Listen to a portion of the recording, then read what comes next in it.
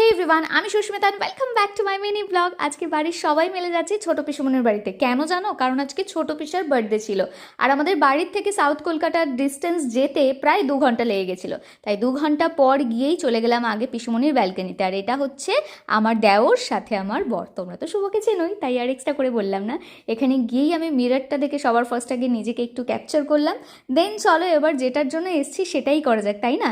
এই যে পিসার বার্থডের জন্য এখানে পর 3টে কেক লাইন দিয়ে রাখা হয়েছে। আচ্ছা, এই যে হচ্ছে কিন্তু আমার হ্যান্ডসাম পিসা, ভীষণ ফান লাভিং। আর আমাদের বিয়ের যদি তোমাদের সাথে ব্লগগুলো শেয়ার করি তাহলে দেখতে পাবে পিসা কতটা ফান লাভিং। যাই হোক, আরও একবার হ্যাপি বার্থডে পিসা, তুমি খুব ভালো থাকো, সুস্থ থাকো, অলওয়েজ এরকম হ্যান্ডসাম থাকো। চলো এবার তাহলে কেক টেক কাটা হয়ে গেছে, এবার একটু খেতে বসা যাক, কারণ দুপুর অনেকটাই হয়ে গেছিলো আর লাঞ্চের জন্য সবাই বসে গেছিলো আর খিদেও পেয়ে গেছিলো। আর এখানে একের পর এক এত ভালো ভালো মেনু ছিল, বাট খাওয়া দাওয়ার পরে আমি আবার ফ্রিজে জাস্ট কেক চুরি করতে চলে গেছিলাম, কারণ আমার পেস্ট্রি খেতে ভীষণ ভালো লাগে। আর এখানে একটা আস্ত কেক আমি বের করে নিয়েছিলাম, যেটা এখনও পর্যন্ত কেউ খায়নি, বাট কেকের টেস্টটা আমার মোটামুটি লেগেছিলো। অ্যাকচুয়ালি আমার একদম বলতে পারো চকলেট কেকটাই আমার বেশি ভালো লাগে, এটা একটু বিস্কিট ফ্লেভার ছিল। আচ্ছা, বাই দ্য ওয়ে, কেক খাওয়া হয়ে গেছে, চলো এবার বাড়ির দিকে যাওয়া যাক।